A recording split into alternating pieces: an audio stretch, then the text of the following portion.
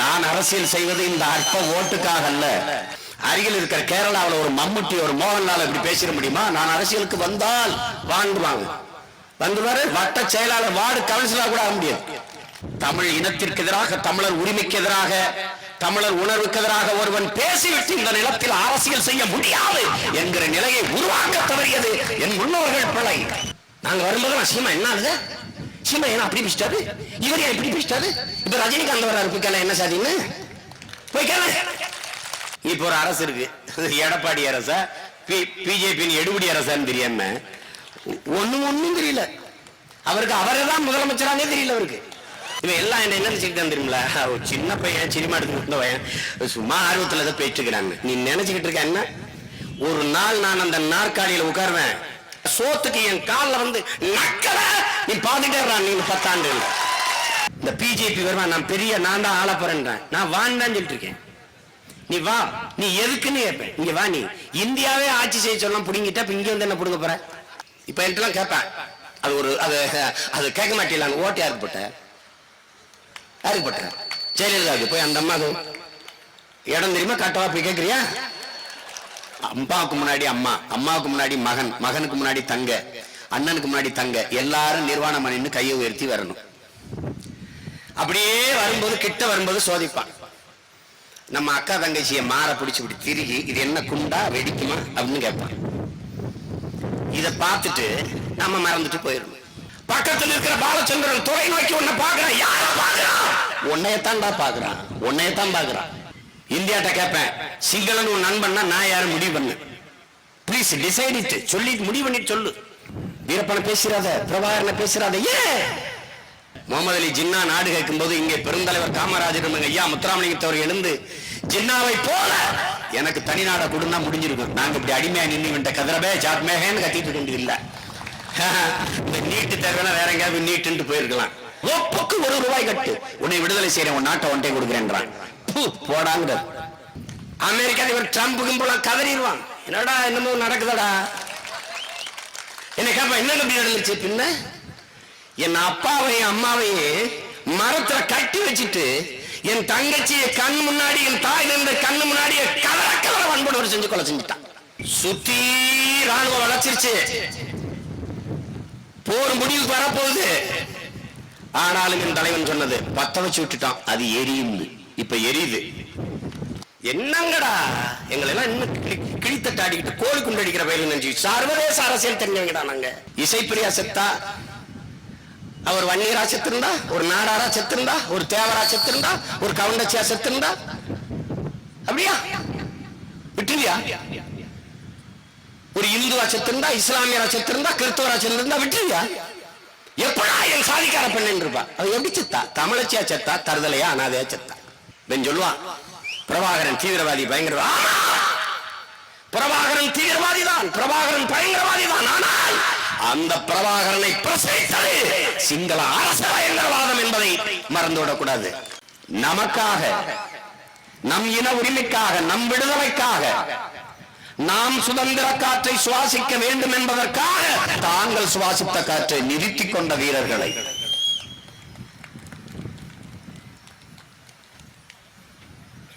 நான் அடிமை நிலையில் இருந்து மீண்டும் உரிமை பெற்று சுதந்திரமாக வாழ வேண்டும் என்பதற்காக போராடி உயர்ந்தித்த ஈக மறவர்களை நினைவில் வைத்து போற்றுகிற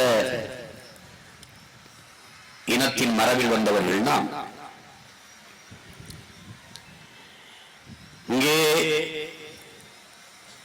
பேசிய தம்பிகள் எல்லாம் குறிப்பிட்டார்கள், தமிழகத்தில் நாம் தமிழர் கட்சி அது எப்போதும் ஈழத்தையே பேசிக் கொண்டிருக்கும். என்னிடத்தில் தனிப்பட்ட முறையில் அறிவுறுத்துகிறவர்கள் கூட அதை விட்டுவிட்டு வேறு அரசியல் பேசுங்கள், அதை பேசினால் இங்கு வாக்கு விழாது, இங்கு ஓட்டு விழாது என்று அறிவுறுத்துகிறார்கள். நான் அவர்களுக்கு சொன்னேன், இந்த அற்ப ஓட்டுக்கானவன் அல்ல. நான் அரசியல் செய்வது இந்த அற்ப ஓட்டுக்காக அல்ல. நான் தமிழ் தேசிய இனத்தின் நாட்டுக்காக போராட வந்த பிள்ளைகள் நாங்கள். ஈழம் எங்களுக்கு அரசியல் அல்ல, அது அவசியம் என்பதை புரிந்து கொள்ளணும். இங்கே பேசுகிறவர்கள் எல்லாம் ஈழ பிரச்சனை என்று பேசுகிறார்கள். ஈழம் எங்களுக்கு பிரச்சனை அல்ல. கச்சத்தீவு மீட்பு என்பது எங்களுக்கு பிரச்சனை, மீனவர் படுகொலை என்பது எங்களுக்கு பிரச்சனை, காவிரி உரிமை என்பது எங்களுக்கு பிரச்சனை, முல்லை பெரியாற்று உரிமை என்பது எங்களுக்கு பிரச்சனை, மீத்தேன் ஹைட்ரோ கார்பன் எடுப்பது என்பது எங்களுக்கு பிரச்சனை. ஆனால் ஈழம் எங்களுக்கு பிரச்சனை அல்ல, ஈழம் எங்கள் இனத்தின் விடுதலை. அதை புரிந்து கொள்ளணும்.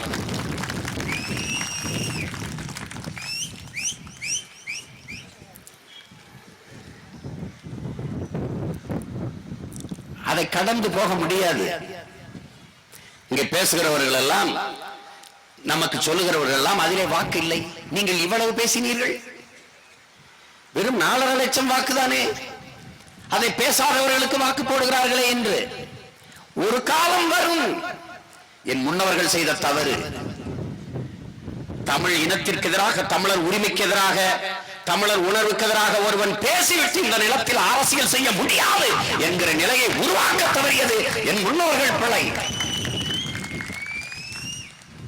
ஆனால் இனி ஒருவன் இந்த நிலத்திலே தமிழுக்கும் தமிழருக்கும் எதிராக, தமிழர் உணர்வுக்கும் தமிழர் உரிமைக்கும் எதிராக அரசியல் செய்து வெல்ல முடியும், ஆள முடியும் என்கிற நிலை இனி என் இன வரலாற்றில் நிகழாது. அது நடந்துச்சு.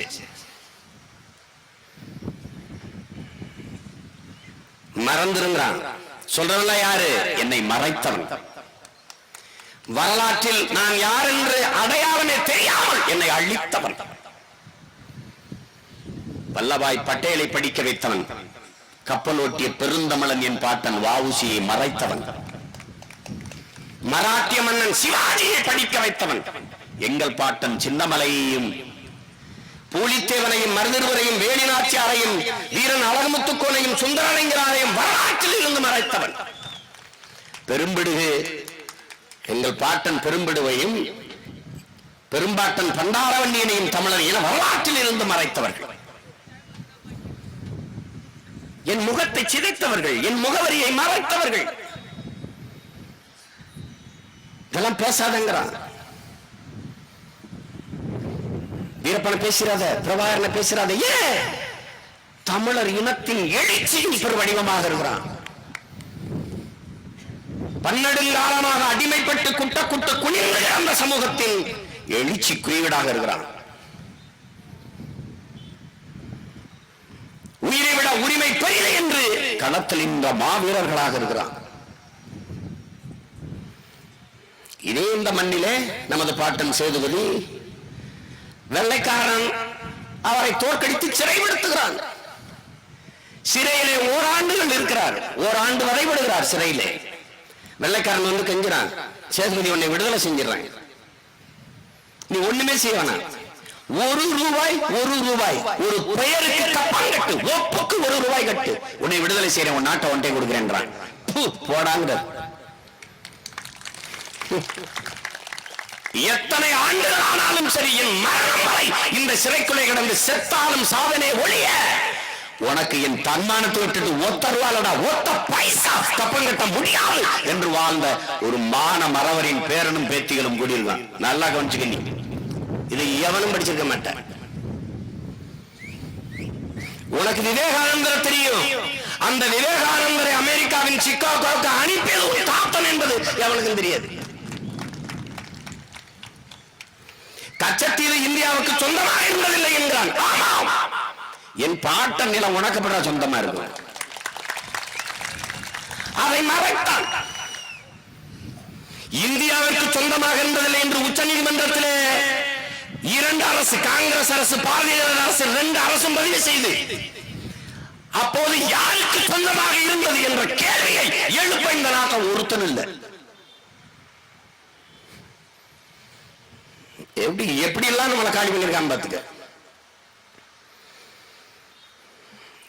தமிழன் பெருமை எல்லாம் மறைச்சு முடிச்சு நீ யார் என்று தெரியாம உன்னை முடிச்சுட்டான். ஏன்? உனக்கு வரலாறு இல்லை. உன் பாட்டன் பாண்டிய நெடுஞ்சலையும் மதுரை ஆண்டான், வரலாறு வச்சிருக்காங்க. இன்னொரு பாட்டை இளங்கோடி எழுதிய சிலப்பதிகாரத்தை படிக்கும் போது பாண்டிய நெடுஞ்செழியன் ஆண்டா அப்படின்னு தெரியுது. இலக்கிய சான்று இருக்கு, வரலாற்று ஆவணங்கள் இல்லை. அதனால அம்பேத்கர் சொல்றாரு, எந்த இனம் வரலாற்றில் புறக்கணிக்கப்படுகிறதோ, நிராகரிக்கப்படுகிறதோ, மறைக்கப்படுகிறதோ அந்த இனம் ஒரு நாள் தன் இன வரலாற்றை தானே எழுதும் என்கிறார். கவி பேரரசு வைரமுத்து சொல்றாரு, ஒருவன் கடந்த காலத்தை குனிந்து பார்ப்பது என்பது நிகழ்காலத்தில் நிமிர்ந்து நிற்கத்தான் என்கிறார். நல்லா கவனிச்சுக்கணும். திரும்ப திரும்ப பேசிட்டு நினைக்காத, பேசிட்டு இருக்கணும்.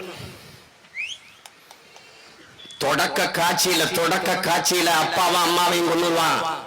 சினிமாவில் கதாநாயகன் சின்ன பையனா இருப்பான், 5 வயசு பையனா இருப்பான். 25 வருஷம் நடந்து அவர் பெரிய ஆளாகி வளர்ந்து கதாநாயகனாகி தன் அம்மாவையும் அப்பாவையும் கொண்டவன உச்சக்கட்ட காட்சியில கிளைமாக்ஸ்ல கொலை செய்யற வரை காத்திருந்து கைதட்டிட்டு வந்த இன கூட்டமே உன் இனம் மொத்தத்தையும் கருவறுத்து கொண்டிருக்கான். நீ எத்தனை ஆண்டுகள் காத்திருந்தாலும் அவனை கருவறுத்து கைதட்டாத வரை நீ ஈன பிறவி ஆயிப்பிற. நல்லா கவனத்தில் வச்சுக்கணும். மறந்துட்டு போம்பாங்க. தேவர்மான் படத்துல மதிப்பிற்குரிய ஐயா கமலஹாசன் அவர்கள் சொல்றது போல உச்சகட்ட காட்சியில நாசரை கொன்றுவார். வடிவேல் வந்து இந்த அருவாலை கொடுத்துட்டு நீங்க போயிருங்கயா, எங்கேயாவது போயிருங்க. எங்கேயா போறது, எங்க போறது? அவங்க அண்ணி வந்தாலும் நான் எங்க போனாலும் இந்த அழுகை குரல் என்னை திறத்திக்கிட்டே வருமேங்கிறார். அதெல்லாம் உங்களுக்கு சொல்றேன். மறந்துட்டு போனா எதை மறந்துட்டு போ சொல்ற? எதை மறந்துட்டு போ சொல்ற? எதை கற்பழிச்சு கொலை செய்வதை பார்த்திருக்கீங்க. செத்த பிணத்தை புணர்ந்து சிரிச்சுட்டான் சிங்கள எங்க அக்காவையும் தங்கச்சி. மறந்துட்டு போங்கிறான்.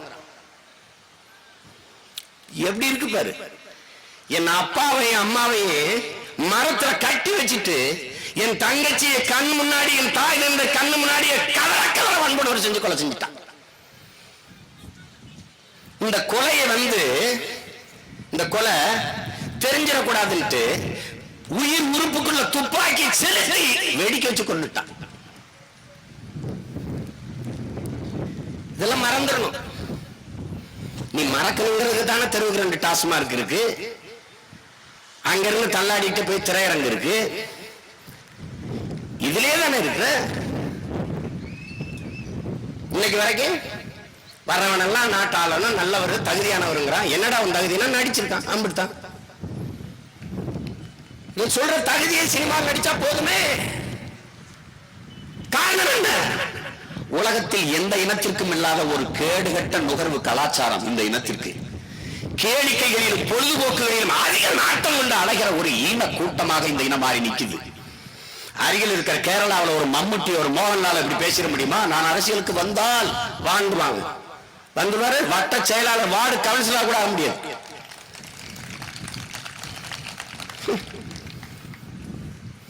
முதல்ல உன்னை நீ நினைச்சுக்க, உன்னை என்னவா எல்லாரும் நினைக்கிறான்னு நினைச்சுக்க. நீ உனக்கு அறிவு இருக்கு, உனக்கு மானம் இருக்கு, உனக்கு உணர்வு இருக்கு, நீ உனக்கு வரலாறு இருக்குது.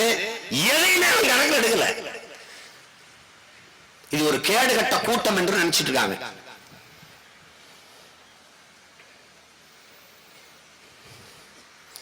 இதெல்லாம் மறந்துரு.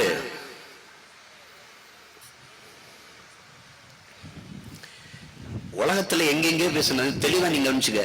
அதனால அம்பேத்கர் சொல்றாரு, ஒருவன் அடிமையாக இருக்கிறான் என்பதை உணர்த்தி விடு, பிறகு அவனை கிளர்ச்சி செய்து போராடுவான்ட்டு. அதைத்தான் உங்க பிள்ளைகள் செய்து கொண்டிருக்கோம். நான் அடிமை, நீங்கள் அடிமைகள்.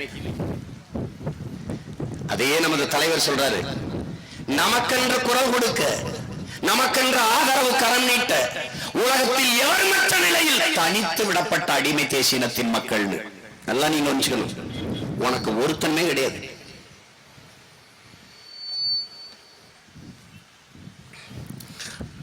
அப்பாவை கட்டிடுறான், தூக்குல தொங்க விட்டுறான். அவர் தொங்கிக்கிட்டு இருக்கும் போதே அவர் மனைவியை கற்பழிக்கிறான், தாயை கற்பழிக்கிறான். கற்பழிச்சு கொலை செஞ்சுட்டு சின்ன வயசு பிள்ளை 8 வயசு 7 வயசு பிள்ளைகளை ஆசாரி வச்சிருக்கிற உளி இருக்குல்ல, அதுல உயிர் உறுப்பை சிதைச்சு குடலை கீறி எடுத்து மேல வச்சு கொன்னுட்டு போறான். நாடுகள் எண்ணற்ற கொடுமை. எப்படி 1 2 கிடையாது, 1 2 கிடையாது. இதெல்லாம் மறந்துருச்சுமான், இதெல்லாம் பேசாதேங்கிறான். நினைச்சு பாருங்க, போர் முடிஞ்சிருச்சு, 3 லட்சம் பேர் முள்ளு கம்பிக்கல. ஒரு தங்கச்சி எனக்கு ஒரு கடிதம் எழுதுறா, அண்ணா அவனுக்கு வந்து மாற்று உடைகள் இல்ல, நாங்க ஒரு 10 பேர் இருக்கிறோம், முகாமலம் ஏகப்பட்ட பேர் இருக்கிறாங்க. அந்த தங்கச்சி எழுதுறா, எங்களுக்கு மாற்று உடைகள் இல்லை அண்ணா, வருகிற வழியில நம்ம சொந்தங்கள் நம்ம என்ன மக்களினுடைய பிணத்தில் இருந்த உடையை உருவி உடுத்தி கொண்டு வந்தோம். இப்ப இது மாற்று உடை இல்ல, ஒரே நாற்றம், சனங்களுக்கு கிட்ட போக முடியாது, எங்களுக்கு நாங்களே தள்ளி தள்ளி இருக்க வேண்டிய நிலைமை இருக்குது. இப்ப நீ ஒண்ணு செய்யனா, உன்னால முடிஞ்சா எங்களுக்கு மாற்று உடைகளை வாங்கி அனுப்பு, உனக்கு முடியலைன்னா சைனைடாவது வாங்கி அனுப்பு என்று எழுதுறா. இத படிச்சுட்டு நான் மறந்துட்டு போயிடணும். எப்படி இருக்கு?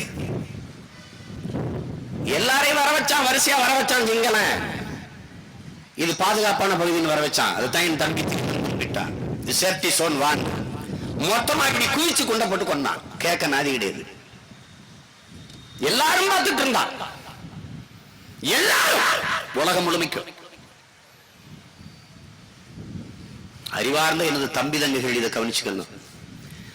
கற்பனை பண்ணிப்பார், வரும்போது இங்க சோதனை சாவடி, அங்க வர்றான், எல்லாரும் நிர்வாணம் ஆயிரணும். ஏன் நிர்வாணப்படுத்துறான்? மறைவா ஏதாவது ஆயுதம் வச்சிருக்கானான்ட்டு. அப்ப கூட அப்பாவுக்கு முன்னாடி அம்மாவுக்கு முன்னாடி அம்மா, அம்மாவுக்கு முன்னாடி மகன், மகனுக்கு முன்னாடி தங்க, அண்ணனுக்கு முன்னாடி தங்க, எல்லாரும் நிர்வாணம் பண்ணின்னு கையை உயர்த்தி வரணும். அப்படியே வரும்போது கிட்ட வரும்போது சோதிப்பான். நம்ம அக்கா தங்கச்சியை மாற பிடிச்சு இப்படி திருகி, இது என்ன குண்டா வெடிக்குமா அப்படின்னு கேட்பான். இதை பார்த்துட்டு நம்ம மறந்துட்டு போயிடணும். நல்லா கவனம் வச்சுக்க, நீ எல்லாரும் மறந்துட்டு போலாம், நான் உயிரோட இருக்கிற வரை இந்த விடுதலை நெருப்பு எரிஞ்சுட்டு தான் இருக்கு. நல்லா நீங்க கவனிச்சுக்க. நெருப்பை குப்பையை போட்டு மூடிவிடலாம் என்ற நினைப்பு எவனுக்கு இருக்கக்கூடாது. 10 வச்சு எரிஞ்சுக்கிட்டு இருக்கும். ஒத்த ஆளா வந்தேன், 2008 இருந்து கத்துறேன், 2008 இருந்து கத்துறேன் ஒத்த ஆளா. 2010 இருந்து எங்க மூத்தவர் சொன்னது போல 7 ஆண்டுகள் 1 லட்சம் சீமான்கள் இந்த மண்ணில் உழவிட்டு இருக்கான். லட்சம் பேரு, பல லட்சக்கணக்கான என் தம்பி தங்கைகளின் உறவுகள் என்னோடு இருக்கிறாங்க. அது வேற, என்னைய மாதிரியே லட்சம் பேர் இருக்கான். இப்ப பாத்தியில எனக்கு எப்ப பேச நேரம் கொடுக்குறாங்க. இன்னும் பல பேர் இருக்கான் பேசுறதுக்கு நேரம் இல்லாம. எல்லாம் சுருக்கமா பேசிட்டு உட்காருன்னு இருக்கு.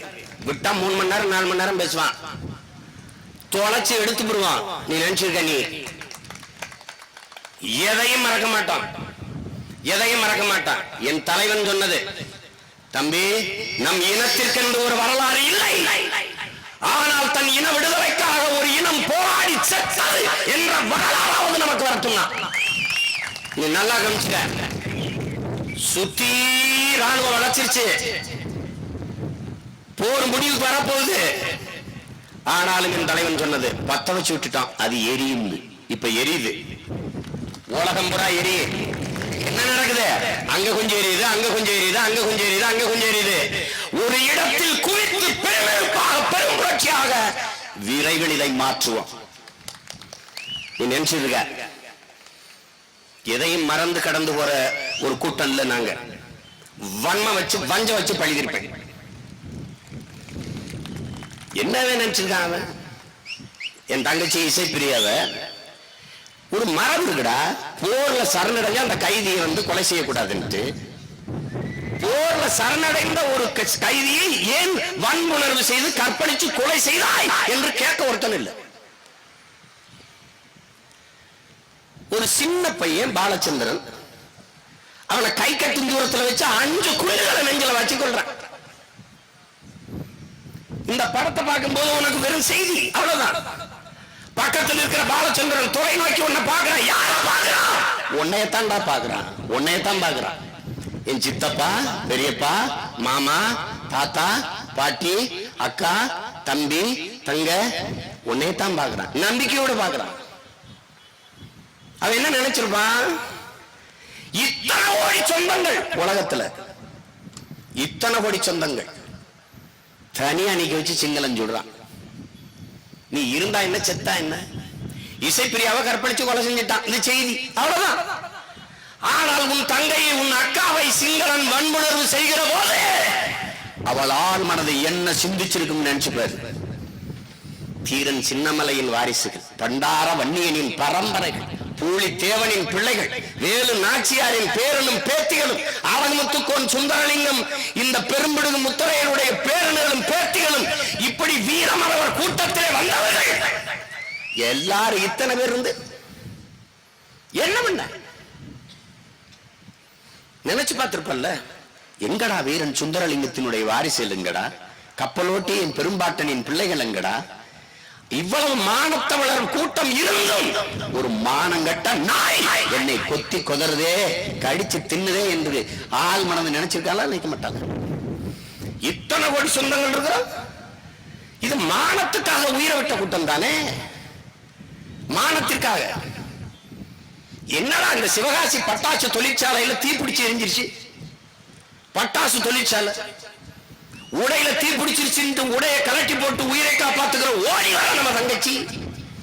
ஐயோ தொழிற்சாலையில தீப்பிடிச்சிருச்சே, என்ன செய்யறது, அணைக்கிறதுன்னு ஓடி வர்ற கூட்டம்.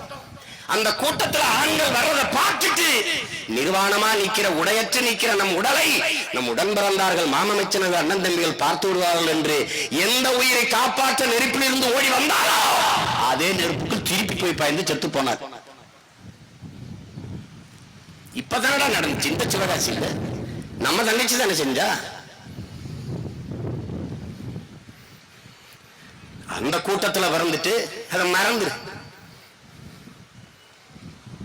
இசைப்பிரியா செத்தா, அவர் வன்னியரா செத்திருந்தா, ஒரு நாடாரா செத்திருந்தா, ஒரு தேவரா செத்திருந்தா, ஒரு கவுண்டச்சியா செத்திருந்தா, அப்படியா விட்டுருவியா? ஒரு இந்துவா செத்திருந்தா, இஸ்லாமியரா செத்திருந்தா, கிறிஸ்தவரா செத்திருந்தா விட்டுருவியா? எப்படா என் சாதிக்கார பெண் இருப்பா? அவ எப்படி செத்தா? தமிழச்சியா செத்தா, தருதலையா, அனாதையா செத்தா? பிரச்சனையே அங்கதான், பிரச்சனையே அங்கதான். நாங்க வரும்போதெல்லாம் சாதி கேட்கிறது, நாங்க வரும்போதெல்லாம் சீமா என்ன ஆகுது, சீமா என்ன அப்படி பிடிச்சிட்டாரு, இவர் ஏன் இப்படி பிடிச்சிட்டாரு, இப்ப ரஜினிகாந்த் வர்றாரு, போய் கேள என்ன சாதின்னு போய் கேள.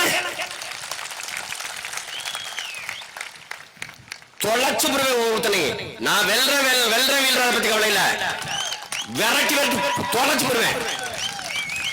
நெஞ்சு வெடிக்க வெடிக்க எல்லாரும் விட்டு, ஆத்தால விட்டு, அப்பனை விட்டு, பிள்ளை கட்டின பொண்டாட்டி விட்டு, சொந்தங்களை விட்டு, எல்லாத்தையும் விட்டு, பொழப்ப விட்டு, தெருத்தவா கத்தி எம்பிட்டு வேலை பார்த்துக்கிட்டு இருக்கு. பேசாதேங்கிறான் டாக்டர். அதை தவிர வேற வைத்தியம் தான் சொல்லுங்கிறேன். நான் என்ன வச்சுக்கிறேன், நீ பேசாதேங்கிறான். அதை தவிர வேற ஏதாவது இருந்தா சொல்லுங்க. சும்மா வர்றேன் பரவாயில்ல, நாட்டை கொடுத்துருது, நாங்க வந்து கேனப்பை மட்டன் மக்கள் மாதிரி கத்திக்கிட்டு இருந்து போறது. இப்ப என்கிட்ட கேட்பேன், அது ஒரு அது கேட்க மாட்டேன். ஓட்டு யாருக்கு போட்ட, யாருக்கு போட்ட? ஜெயலலிதாவுக்கு. போய் அந்த அம்மா இடம் தெரியுமா, கட்டவா போய் கேட்கிறியா? செட்ட இது கடைசி கட்டம். நீ ரொம்ப இக்கட்டான நிலையில் நிக்கிற, கையிறு நிலையில நிற்கதியா நிக்கிற இனத்தின் கூட்டம், அழிவின் விளிம்பில் நிற்கிற கூட்டம். உன் மொழி செத்துருச்சு, அழிச்சுட்டான். உனக்கு இன உணர்வு, மான உணர்வை கொன்னுட்டான். வெறும் சாதி பற்று, மதப்பற்றதான் உனக்கு ஊட்டி உன்னை பிரிச்சு பிரிச்சு நிறுத்திட்டான். அதுல இருந்து கடந்து நீ தமிழனாக இணைந்து எழாம நீ வாழ முடியாது என்பதை நீ புரிஞ்சுக்கணும். எங்கள் சுயதேவைக்கு கத்தல, நான் இருப்பை இல்லாது போவேன், ஆனால் நான் கொண்டிருந்த நோக்கம் சாகாது. அதை கவனிச்சுக்க, நல்லா கவனிச்சுக்க. பிரபாகரனை தலைமையேற்றுகிறான் சீமான். பிரபாகரன் என்ற தனி மனிதனை தலைமையேற்று நிற்கல, அவனும் அவன் தம்பிகளும். அந்த ஒப்பற்ற தலைவன் கொண்ட தத்துவம் இருக்கு. 12 காலமாக அடிமைப்பட்டு கிடந்த, தாழ்ந்து வீழ்ந்து கிடந்த தமிழ் தேசியனத்தின் விடுதலை என்ற புனித கனவு, அதை தலைமையேற்று நிற்கிறான்.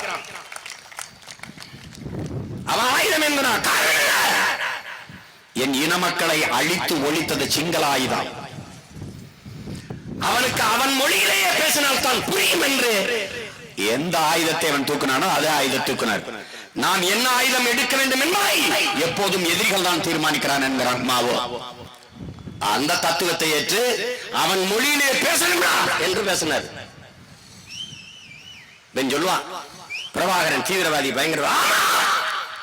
பிரபாகரன் தீவிரவாதி தான், பிரபாகரன் பயங்கரவாதி தான். ஆனால் அந்த பிரபாகரனை பிரசவித்தது சிங்கள அரச பயங்கரவாதம் என்பதை மறந்துவிடக்கூடாது. இத்தனை ஜனநாயகவாதிகள் இருக்கிறா உலகத்தில், இவ்வளவு அறிவார்ந்த தலைவர்கள், பெரும் பெரும் மேதைகள், பேரறிஞர்கள். ஒருத்தன் சொல்றா இலங்கை ஜனநாயக நாடு. நான் சொல்றேன் இலங்கை பௌத்த சிங்கள பௌத்த தீவிரவாத நாடு, ஒரு மத தீவிரவாத நாடு. சிங்கள கிறிஸ்தவன் அந்த நாட்டை ஆள முடியாது, சிங்கள இஸ்லாம் அந்த நாட்டை ஆள முடியாது, சிங்கள பௌத்தன் தான் அந்த நாட்டை ஆள முடியும். அதிபர் ஜெயவர்த்தனா இறந்து போனாரு. ஒரு தற்காலிக அதிபரா ஒருத்தரை எடுத்து வைக்கணும். தற்காலிக அதிபரா அந்த நாட்டில் சபாநாயகராக இருக்கிறவர் தான் வைக்கணும். சபாநாயகராக ஒரு தமிழ் இஸ்லாமியர் இருக்கிறார். ஒரு தற்காலிக சபாநாயகர், தற்காலிக அதிபராக கூட ஒரு தமிழன் வந்துவிடக் கூடாது என்று அவனை கொல்லுவன் பதவி விலகடான்னு விலக வச்சு சிங்களன் ஒருவனை, சிங்கள பௌத்தன் ஒருவனை சபாநாயகர் ஆக்கி அவனை கொண்டு அதிபராகினான். இல்லைன்னு எவனா சொல்றா பாப்போம். இந்தியா ஒரு நாடு, தமிழர்கள் நாங்கள் ராணுவத்தில் இருக்கிறோம், மலையாளிகள் இருக்கிறாங்க, கன்னடர்கள் இருக்கிறாங்க, தெலுங்கர்கள் இருக்கிறாங்க, குஜராத்தியர் இருக்கிறாரு, பீகாரி இருக்கிறாரு, சீக்கியர் இருக்கிறாரு, எல்லாம் இருக்காரு. ஒரு ராணுவம், அந்த நாட்டு ராணுவம். நாங்கள் இந்த நாட்டின் குடிமக்கள், அந்த நாடு எங்களுக்கு ராணுவத்தில் இடம் கொடுத்துருக்கு. சரி, சிங்களம் ஒரு நாடு, ஒரு ஜனநாயக நாடு. அந்த நாட்டில் 2 பெரும் இனங்கள், தமிழர்கள், சிங்களங்கள். சிங்கள நாட்டின் ராணுவத்தில் ஒரு தமிழன் இடம் பெற்றான். காட்டுறா பாப்பா,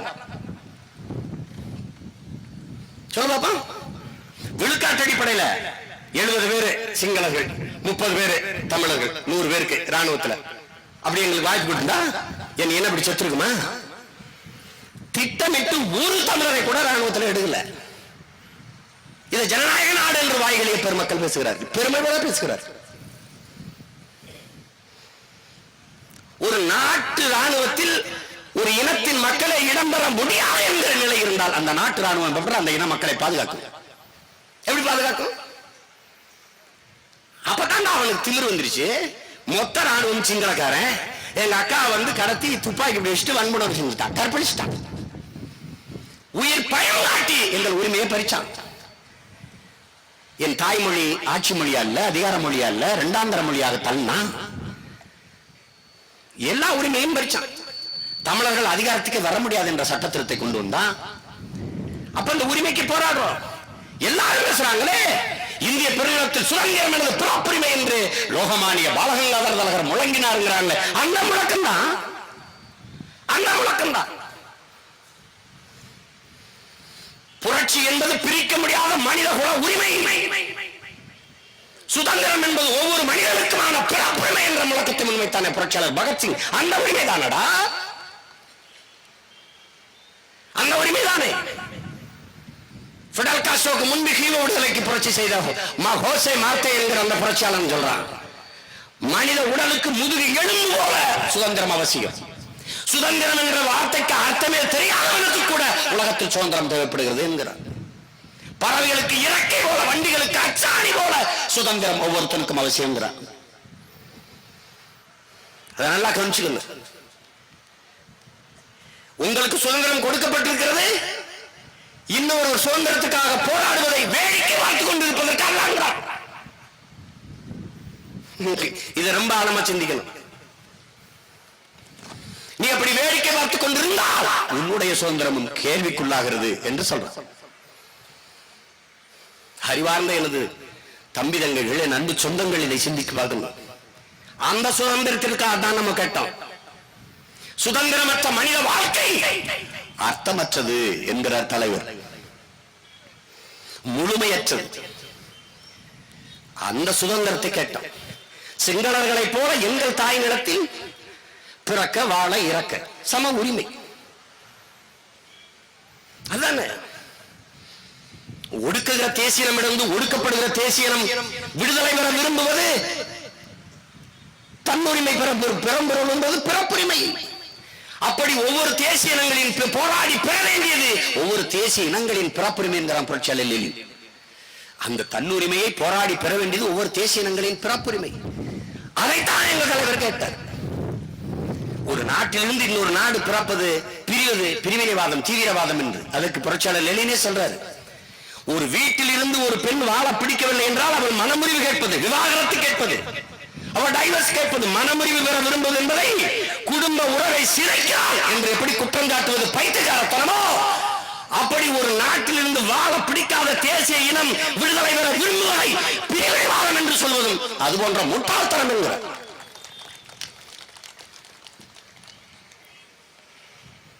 எடுத்து பேச ஓங்கி அடிக்க இல்லாம சொதப்பிட்டான்.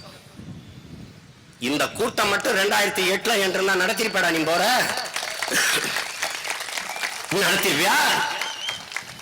இல்ல கருணாநிதி ஜெயலலிதா இருந்த மாதிரி இந்த அதிகாரம் மானத்தமிழ் பிள்ளைகள் எங்ககிட்ட இருந்தா தொற்றுப்பியா? நீ கனவுல கூட நினைச்சிருக்க முடியாது போற நடத்தணும். எத்தனை ஆயிரம் கோடி அங்க போயிருக்கும் தெரியாது, எத்தனை பேர் பாஞ்சிருப்போம் தெரியாது, என்ன நடந்துக்கும் தெரியாது, தொலைச்சிருப்போம். நாங்க உயிருக்கு மேல அவங்க நேசிக்கிறது, நாங்க உயிரையே நேசிக்கிறவங்க இல்ல. அப்புறம் உங்களை போய் நேசிக்கிறது, உயிருக்கு மேல நேசிக்கிறது, உயிரையே நேசிக்கிறது இல்ல, அது பொருட்டே இல்லை எங்களுக்கு. அன்னைக்கு அதிகாரத்தில் இருந்தவெல்லாம் எப்படிப்பட்ட ஆளுகளா இருந்தாங்க பாருங்க.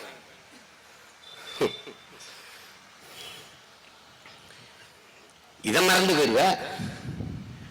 நீங்க செத்தது பத்தி ஞாபகம் வச்சிருக்கிறியா? அவனுக்கு ஆள் இருக்கானா சொல்றது. அது இன்னொரு நாடு அப்படிதான் உலகம் போறான்னு சொல்றான். நீ ஜாகிரதை கேரளத்துக்காரனும் கர்நாடகாரனும் ஆந்திராக்காரனும் உடனே அப்படித்தான் பாக்குறான், உடனே அப்படித்தான் பாக்குறான்.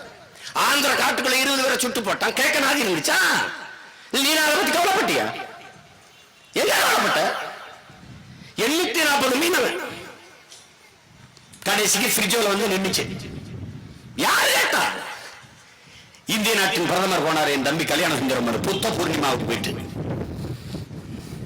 அங்க போய் இந்த மீனவர் படுகொலைய தொடர்ச்சியா நடக்கிற இந்த தாக்குதல், இந்த சிறைபிடித்தல தடுக்கிறதுக்கு ஒரு பேச்சுவார்த்தை ஒண்ணு இல்லை, ஒரு நம்பிக்கை ஒண்ணு இல்லை. ஏன் உனக்கு நாதி கிடையாது? உனக்கு நாதி கிடையாது. இவன் எல்லாம் என்ன நினைச்சுக்கிட்டு தெரியுமில, சின்ன பையன் சினிமா எடுத்து பையன் சும்மா ஆர்வத்துல தான் போயிட்டு இருக்கிறாங்க. நீ நினைச்சுக்கிட்டு இருக்க என்ன? ஒரு நாள் நான் அந்த நாற்காலியில உட்காருவேன், அன்னைக்கு நீ நல்லா கவனிச்சுக்க. இங்க பாரு, மத்தையும் போல வந்தா போனா வர்றேன், உறுதியா வர்றோம். தம்பி சிவா சொன்ன மாதிரி காலை இன்னைக்கு கொண்டு எங்க உட்கார வைக்கும், நான் உட்காருவேன். எல்லாரும் கட்சி ஆரம்பிச்சு வந்து அவங்க எல்லாரும் இவனை விட நல்ல தலைவன் இல்லைன்னு காட்டுவாங்க. அப்புறம் என் மக்கள் எனக்கு போடுவாங்க ஓட்ட, போய் உட்காருவேன். இப்ப குடத்தை தூக்கிட்டு ஓடுற இல்ல, தண்ணிக்கு ஓடுற இல்ல, அப்பெல்லாம் ஏமா வந்தா உனக்கு வரும். சோறு இல்லாம சாதா வரு, அப்பவே ரொம்ப நாளா ஒருத்தன் கத்திக்கிட்டு இருந்தான், உனக்கு ஞாபகம் வரும். அப்ப நீ போடுவேன், நான் வந்து உட்காருவேன். நல்ல அப்பனுக்கு பிறந்த சிங்கள நான் ஒரு மீன் அவன் பட தொடச்சிடும் பார்ப்போம், தொற்ற சொல்றா பார்ப்போம். செதறிடுவான் நடு கடல்லையே. நினைச்சிருக்கேன் நீ பன்னாட்டு செய்தி ஆயிரும், இன்டர்நேஷனல் இஷ்யூ ஆகிரும் ஒரே நாள்ல. அமெரிக்கா அதிபர் ட்ரம்புக்கும் போல கதறிடுவான், என்னடா என்னமோ நடக்குதடா. என்ன கேப்பா, என்ன அப்படி நடந்துச்சு? பின்ன என்ன, எங்க ஆத்தாவும் என் தங்கச்சியும் அக்காவும் தாலி இருக்கிறத வெடிக்க வைக்கிறதுக்கடா நான் முதலமைச்சர் வந்திருக்கேன். சங்க அறுத்து போட்டு தொட்டன் அவன் நினைச்சிருக்கான். நான் தான் சொல்றேன், நான் வந்து இங்க பாரு, எங்க அண்ணனுக்கு எனக்கு நிறைய வித்தியாசம் இருக்கு. அவர் ஆயுதம் ஏந்தி போராடினாரு, ஆனாலும் அநியாயத்துக்கு நல்லவரு. என் கையில ஆயுதம் இல்ல, அறவழியில் போராடுறேன், அரசியல் வழியில போராடுறேன், ஆனால் நான் அவர் அளவுக்கு நல்லவன் இல்லை. கவனத்தில் வச்சுக்கணும், கவனத்தில் வச்சுக்கணும். எங்களுடைய தத்துவம் அன்புனா அன்பு, வம்புனா வம்பு. நீ கட்டி அணைச்சா நாங்களும் கட்டி அணிப்போம், அன்பு செலுத்தி அற தழுவோம். நீ வெட்ட அருவால வாங்கினா விழுந்து கும்பிடுற ஈன கூட்டல்ல, நினைக்கிறதுக்கு முன்னாடி வச்சிடும். இதுதான் எங்க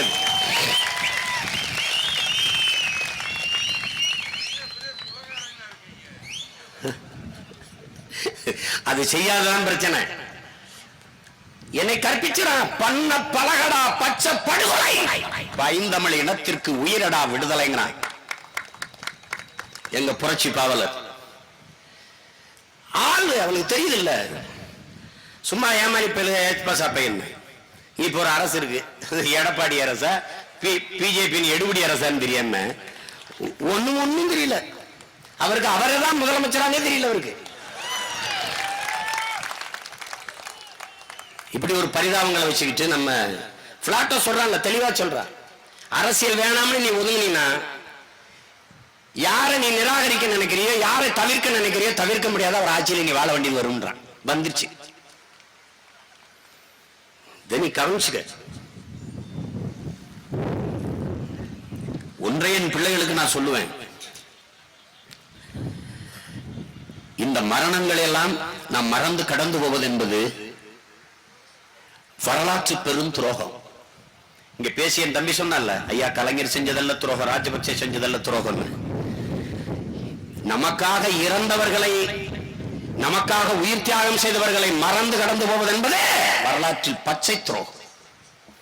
யாரை நம்பி செத்தான்? யாரை நம்பி செத்த? நாம் போராடி விடுதலை அடைவோம். அப்படி இல்லை என்றால் ஒருவேளை நமக்கு பின்னாடி வடிவழியே வருகிற வீரத்தமிழ் பிள்ளைகள் போராடி பெறுவார்கள் என்ற நம்பிக்கையில் செத்தான். யாருக்காக செத்தான்? நாம் அடிமையாக பிறந்து விட்டோம். நம்மை போல வருங்கால தலைமுறை பிள்ளைகள் அடிமையாக வாழக்கூடாது. உரிமை பெற்ற விடுதலை பெற்ற தேசத்தில் சுதந்திர தமிழ் பிள்ளைகளாக வாழ வேண்டும் என்று செத்தான். நமக்காக செத்தான், நம்மை நம்பி செத்தான். அவர்களை மறந்து கடந்து போவது என்பது பச்சை துரோகம். பாருங்க, இந்த படங்கள் எல்லாம் எவ்வளவு பயங்கரவாதிகளுடைய சாவுன்னு பாருங்க. பாருங்க இந்த படங்கள், இவங்க எல்லாம் தீவிரவாதிகள். உலகம் அப்படிதான் காட்டுது. என்ன சொல்றான்? உன்னால ஒண்ணு பேச முடியுதா? இனப்படுகொலை, ஈழத்தில் நடந்தது இனப்படுகொலை. இந்த வார்த்தையை கூட உன்னால பதிவு பண்ண முடியல சர்வதேசத்தில். இந்திய நாடு உனக்காக அங்க நடந்திருக்கிறது இனப்படுகொலை என்ற அந்த வார்த்தையை உச்சரிக்க விடல. உலகத்துக்கு தெரியும், செத்தவன் முழுக்க தமிழன், கொன்றவன் முழுக்க சிங்களன். அது இனப்படுகொலை. அது ஒரு கொலை இல்ல, ஒரு படுகொலை. ஏன் படுகொலை? பச்சிளம் குழந்தைகளை கொல்லக்கூடாது, போர் மரபு, கொண்டான். கர்ப்பிணி பெண்களை கொல்லக்கூடாது, கொண்டான். எப்படி கொண்டான்? உயிரோடவே கர்ப்பிணி பெண்கள் வைத்து அப்படி கீறி அந்த குழந்தையை எடுத்து கீழே போட்டு பூட்ஸ்கார்ல மண்டையில மீச்சு கொண்டான். பாருங்க, இது படுகொலை இல்லையா? இது படுகொலை. வயது முதிர்ந்தவர்கள் மீது தாக்குதல் நடத்தக்கூடாது, கொண்டான். படுகொலை. மருத்துவமனைகள், பள்ளிக்கூடங்கள் மீது குண்டுகள் போடக்கூடாது, போட்டான். படுகொலை. மருத்துவமனை இழந்த பிறகு மரத்துக்கு கீழே ஒரு வேட்டியை கட்டி அதற்கு கீழே இருந்து வைத்தியம் செய்யும் போது அந்த வேட்டியை மேலே கூட போட்டு கொன்னான். படுகொலை. ஆனா ஒருத்தன் பேசல, இந்த உலகத்துல ஒருத்தன் பேசல. இந்த படுகொலை கொன்றது ராஜபக்சே சொல்றானே, இந்தியா தலையிட்டு இந்த போரை நடத்தியது, இந்தியா எங்களுக்கு அனைத்து உதவிகளும் செய்தது. கோத்தபாய ராஜபக்சே சொன்னா ஒவ்வொரு அங்குல நகரையும் பிரணாப் முகர்ஜி, ராகுல் காந்தி, அங்க இருக்கிற உள்துறை அமைச்சகத்துக்கு தெரிவிச்சு கொண்டே இருந்தோம். எம் கே நாராயணன் போன்றவர்கள் சொல்லிக்கொண்டே இருந்தாங்க. இந்தியா விரும்பிய போரையே நாங்கள் செய்தோங்கிறான். இந்தியானா நாடு இல்ல, இந்தியாவை ஆண்ட காங்கிரஸ் கட்சி, அதன் தலைமை, அந்த ஆட்சி. நாடுனா இந்த நாட்டு மக்கள் எல்லாம் விரும்பிய நம்ம மக்களை கொண்டா போற சொல்றான்னா இல்ல, காங்கிரஸ் அரசு அதன் தலைமை. ஒப்பந்தம் என்ன நான் சொல்றேன், ராஜீவ் காந்தி இறந்த தினத்தில் பிரபாகரன் உயிர் தனக்கு பரிசாக வரணும், இதான ஒப்பந்தம். என் இரு கரமும் கொடுத்து வருகிற ஃப்ரீ ஹேண்ட் சோனியா காந்தி சொன்னது. சரத் பொன்சேகா நடந்தது. எவனாவது மறுத்து என்ன சீமா அப்படி பேசுறாரு சொல்ல சொல்லு பாப்போம். எல்லாத்தையும் வச்சிருக்கான் பதிவு பண்ணி, எல்லாம் இருக்கு. ஒவ்வொன்னா வஞ்சம் தீர்த்துட்டு வருவான் சொல்லி சொல்லி. நீ நினைச்சிட்டு இருக்க நீ பாலச்சந்திரன் பிடிபட்டிருக்கான்டா இலங்கை ராணுவத்துக்கிட்ட. பிரபாகரன் மகன் இங்க இருக்கிறாங்கிறது இந்திய உளவுத்துறைக்கு, இந்திய ராணுவத்துக்கு சொல்லப்பட்டதா இல்லையா? எவனா சொல்றான்? மறுத்து பாப்பா. பிரபாகரன் குடும்பத்தில் ஒருவர் கூட உயிரோடு இருக்க கூடாது என்று இங்க இருந்து சொன்னீங்களா இல்லையா? சொல்றா பாப்போம். யாரும் மறுத்து சொல்லு பாப்போம்.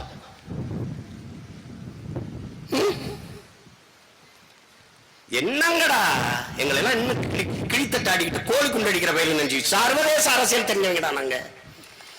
உலகத்துல அமெரிக்கா என்ன நினைப்பான், ஜெர்மன் நினைக்கிறான், இவன் நினைக்கிறான், இவன் என்ன செய்ய போறான், இன்னும் 5 ஆண்டுல நடக்க 50 ஆண்டுக்கு பிறகு உலகம் எப்படி இருக்கும் எல்லாம் தெரிஞ்சவன்.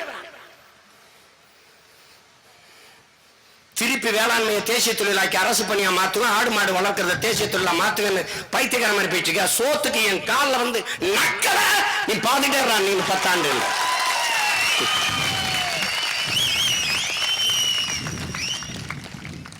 எல்லாரும் சார் 1 கோடி சார் இந்த கார்ல லட்சம் கார் உங்களுக்கு கொடுக்குறேன் சார், கொஞ்சம் சோறு அனுப்புங்க சார்.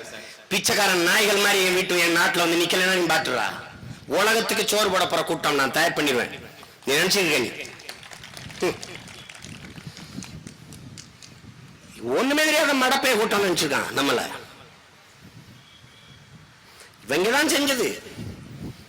போற நடத்தினா போற நிறுத்துற உயரத்தில் இருந்தவர். நாங்க பதவியில் இருந்து வந்தா போர் நின்றுமா? நிக்காது. ஆனால் போரை நிறுத்துவதற்காக முயன்றார்கள் தமிழர்கள். தமிழருக்கு என்று ஒரு அரசு இருந்தது, அதிகாரம் இருந்தது. போரை நிப்பாற்றுவதற்காக பதவி விட்டு கீழே இறங்கியது என்ற வரலாற்று பதிவு வரல. ஏன்? வஞ்சகர்கள், துரோகிகள் ஆட்சி. போரை போராடி நிப்பாற்ற உயரத்தில் இருந்தது ஜெயலலிதா. திறக்கல, வாய திறக்கல. போரை நடத்தி கொண்டிருந்தது காங்கிரஸ் கட்சி, அதன் ஆட்சி.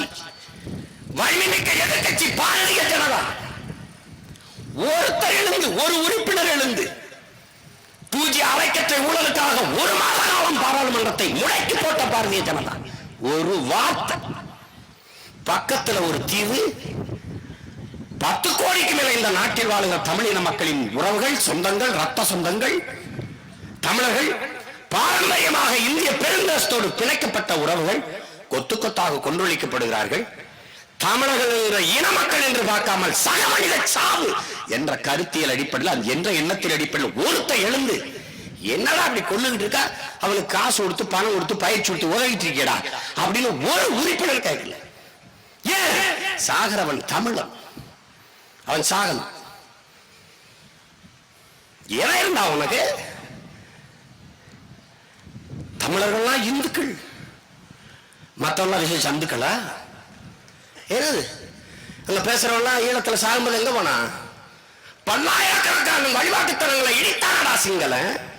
இங்க சாலையை விரிவடித்ததற்கு நடுவாக இருக்கிற கோயிலை எடுக்க விடாம போராடுற நீங்கள், பல்லாயிரக்கணக்கான எங்கள் சிவன் முருகன் வழிபாட்டு தலங்களை இடிக்கும் போது எப்படா எங்கள் இன வழிபாடு மக்களின் வழிபாட்டு தலத்தை இடிப்பாய் என்ற RSS, பிஜேபி, இந்து முன்னணி ஒருத்த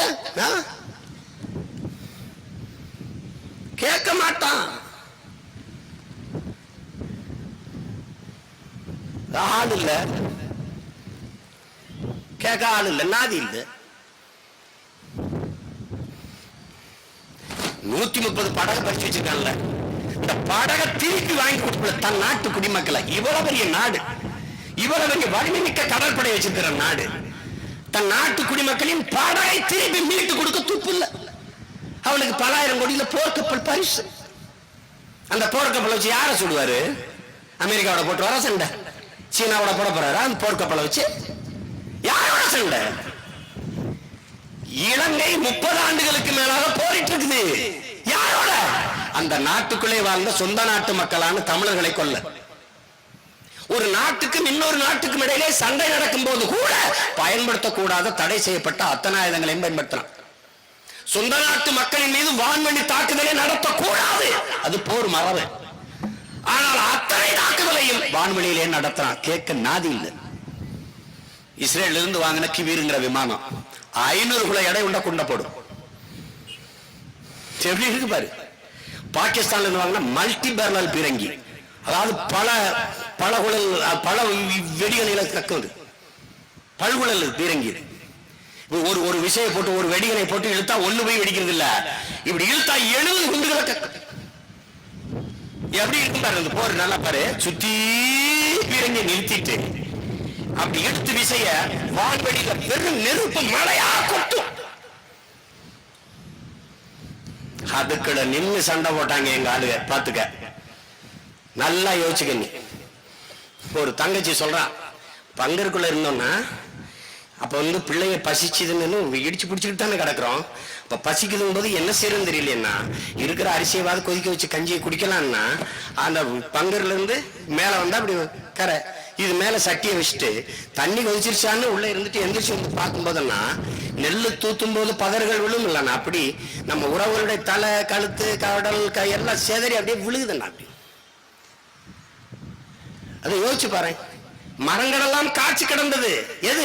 தலை, கை, காலு, குடல் எல்லாம் மரங்கள்ல தொங்கி கிடந்தது. மறந்துரு, நீ இதெல்லாம் தான் மறந்துரு. மறந்துட்டு விஷால் ரஜினிக்கு ஓட்ட போட்டு போ, எங்களை தூக்கி சுடுகாட்டுல போட்டு போ, எல்லாத்தையும் மறந்துரு. இதெல்லாம் பேசி என்ன புதுமா சீமா இவன் பேசுவான், அவன் அந்த சீமா அந்த ஈழத்தை பேசிடுவான்டா அப்படின்னு. கொஞ்ச நாள் பொறு, எல்லாரும் பேசுவா ஈழத்தை பத்தி. அதை பேசாமல் அரசியல் செய்து விட முடியும் என்கிற நிலையை உருவாக்கிட்டு. ஈழம்ங்கிறது தொலைதூர தீவா? உன் இன்னொரு தாயகம் இல்லையா? உன் இன்னொரு தாய் மடி இல்லையா? அங்க செத்தவன் யாரு? உன் மொழியை பேசிய குற்றத்திற்காக கொல்லப்பட்டவன், உன் இனத்தில் பிறந்த பாவத்திற்காக பலியானவன். அதை நல்லா கவனிச்சுக்க. நீ 200க்கும் மேற்பட்ட விவசாயி செத்தான், கேட்க நாதி இருந்துச்சா? இங்க செத்தாலும் உன்னை கேட்க மாட்டான். வெள்ளத்துல செத்தா பலாயிரக்கணக்கில் எவன் இருந்தான்? நாளைக்கு அணுகுலை வைக்காதேங்கிறோம். யாருக்காக? அணுகுலை வெடிச்சா இறங்காமா? நம்ம தான் 20 பேர் செத்ததுக்கு வருத்தம் தெரிவிச்சாரா மோடி? 200 விவசாயிகள் செத்ததுக்கு வருத்தம் தெரிவிச்சாரா மோடி? இல்ல பிரிஜோ செத்ததுக்கு ஒரு வருத்தம் தெரிவிச்சாரா மோடி? ஒரு கண்டிச்சாரா இலங்கையே? அப்போ நாளைக்கு அணுகுலை வெடிச்சாலும் சரி, எது வெடிச்சு செத்தாலும் உன்னை கேட்க நாதி இருக்காது. அதுக்கு முன்னாடி சுதாரிச்சுக்கணும். நீ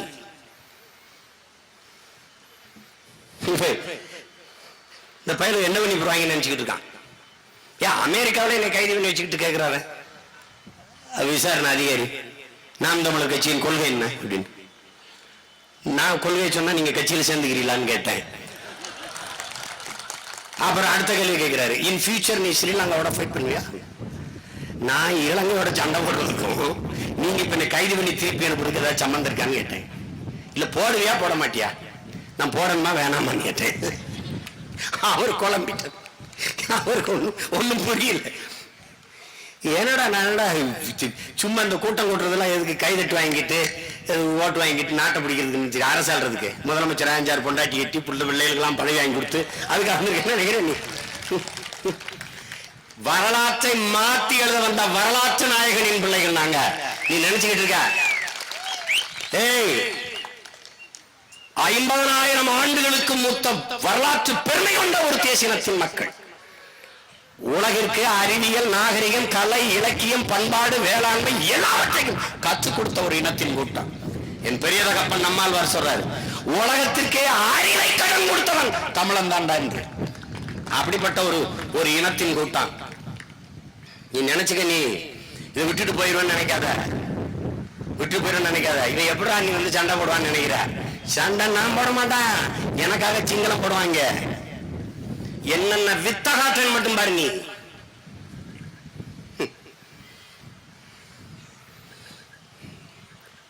எங்கேயும் நான் வரமாட்டேன். எல்லாரும் எனக்கு வந்து பேசணும். அவளை வேலை நடத்துவேன், வருவேன். இதே மாதிரி ஒரு மே 18 25 லட்சம் பேரை கூட்டுவேன். இன்னைக்கு பிச்சைக்கார பயிலுக இவன் இன்னும் 5 ஆண்டுகளை பாரு, ஒவ்வொருத்தரும் 100 பேரா விரிவான். உலகம் முழுமைக்கு இருக்கிற தமிழர்களை திரட்டுவேன். நான் போவேன் உலக தமிழ் பேரினத்துல ஒவ்வொரு மாலத்தீவு, மொரீசியஸ், எந்தெந்த நாட்டுல தமிழர் வாழ்றானோ அங்கெல்லாம் போய் பேசுவேன். அந்தந்த நாட்டு தலைவர்கள் எல்லாம் அழைப்பேன். இந்தியாவில் இருக்கிற எல்லா தேசிய இனங்களையும் ஒருங்கிணைப்பேன். எனக்காக என் உடன் பிறந்தான் யாசின் மாலிக் பேசுவது போல, எனக்காக என் தங்கை ஐரோம் ஷர்மிளா பேசுறது போல, எனக்காக என்னுடைய உடன் பிறந்தான் சுபாஷ் சந்திரா கர்நாடகாவிலிருந்து பேசுவது போல, எனக்காக பேராசிரியர் சுரேஷ் கேரளாவிலிருந்து பேசுவது போல, அனைத்து தேசிய இனங்களிலிருந்தும், பஞ்சாபிலிருந்து எங்களுடைய பெருமைக்குரிய பெருந்தகை பேராசிரியர் ஜக்மோகன் சிங் பேசுவது போல, எல்லா தேசிய இனங்களையும் என் விடுதலைக்காக, என் உரிமைக்காக முழங்க வைப்பேன். திணறில நீ 25 லட்சம் பேர் நடப்பான். எத்தனை நாள் பேரணி முடியறதுக்கே ஆகும் தெரியாது உனக்கு. அரசு 5 நாள் ஒரு வாரம் விடுமுறைடான்றுவேன், பள்ளிக்கடவுல விடுமுறை போன்றுவேன். விடுதலை வேண்டும், அது முதல் வேலை. பிறகு எந்த வேலையும் செய்யலாம். நாளை பிரகடனப்படுத்துவேன், பேரறிவிப்பு செய்வேன். உலக வரலாற்றில் மூத்த குடி தமிழினம், 50,000 ஆண்டுகளுக்கு மூத்த இனம். எல்லோரும் அவரவர் தாய்மொழியில் பேசிக் கொண்டிருக்கிறீர்கள். நாங்கள் மொழிகளின் தாய்மொழியில் பேசுறோம். 13 கோடி தேசிய இனத்தின் மக்கள், 26,000 மக்கள் தொகை கொண்டவனா நாடு வச்சிருக்கான். 4 லட்சம் 5 லட்சம் மக்கள் தொகை கொண்டவனா நாடு வச்சிருக்கான். எல்லோரையும் போல விடுதலை பெற்று பெருமையோடு சிறந்து வாழ ஒரு நாடு வேணும் நாங்க நினைக்கிறோம். நல்லா கவனிச்சுக்கலாம். நாங்கள் போராடி விடுதலை பெற்று இந்திய தாய்மொழி ஆண்ட கொடுத்துட்டோம். என் முன்னோர் செய்த வரலாற்று பிள்ளை. முகமது அலி ஜின்னா நாடு கேட்கும் போது இங்கே பெருந்தலைவர் காமராஜர் ஐயா முத்துராமலிங்கத்தவர் எழுந்து ஜின்னாவை போல எனக்கு தனி நாடை கொடுன்னா முடிஞ்சிருக்கும். நாங்க இப்படி அடிமையா நின்று கதிரபே சாத்மேகன்னு கத்திட்டு கொண்டு இல்லை. இந்த நீட்டு தேவைன்னா வேற எங்கேயாவது நீட்டுன்ட்டு போயிருக்கலாம். விட்டுட்டாங்க. எங்க முன்னோர்கள் செய்த பிள்ளை. வரலாற்றுல நிறைய பிள்ளைகள் இருக்கு, அதுல ஒரு பிள்ளை. இப்ப போராடி விடுதலை அவன்கிட்ட கொடுத்துட்டு எங்களை அடிமையா விட்டு போயிட்டாங்க. இப்ப இருக்கிறது ஒரே வழிதான். ஒண்ணுதான் கேட்பேன், நாங்க முடிவு பண்ணிட்டோம்டா தமிழ் தேசிய மக்கள், பூமி பந்தில் எங்களுக்கு ஒரு தேசம் வேணும்னு. அது 60 ஆண்டுகளுக்கு மேலாக போராடி ரத்தம் சிந்தி கண்ணீர் சிந்தி உயிரை விலையாக கொடுத்து இன்னைக்கு அனைத்துலக அரசியலாக மாற்றி நிறுத்தி இருக்கிற ஈழ விடுதலை எங்கள் கனவு. அதை அடைகிறது என்று நாங்க இருக்கோம். என் பக்கம் நிக்கிறது யார், எதிரா நிக்கிறது யார், முடிவு செய். இந்தியாட்ட கேட்பேன், சிங்களன் உன் நண்பன்னா நான் யாரும் முடிவு பண்ணு. Please decide it. சொல்லி முடிவு பண்ணிட்டு சொல்லு. கேட்பேன், சிங்களன் என் இனத்தின் வரலாற்று பகைவன் உன் நண்பன் என்றால் நான் யார், பதில் சொல்லு. சிங்களன் என்ன அவனை வச்சுக்க, என்னை வச்சு. நான் என்ன அவனை வச்சு, என்னை வச்சுக்க. ரெண்டுல ஒண்ணு முடிவெடு. இறையாண்மை முக்கியம்தான். இந்தியாவுக்கா இலங்கைக்கான முடிவு பண்ணிக்க.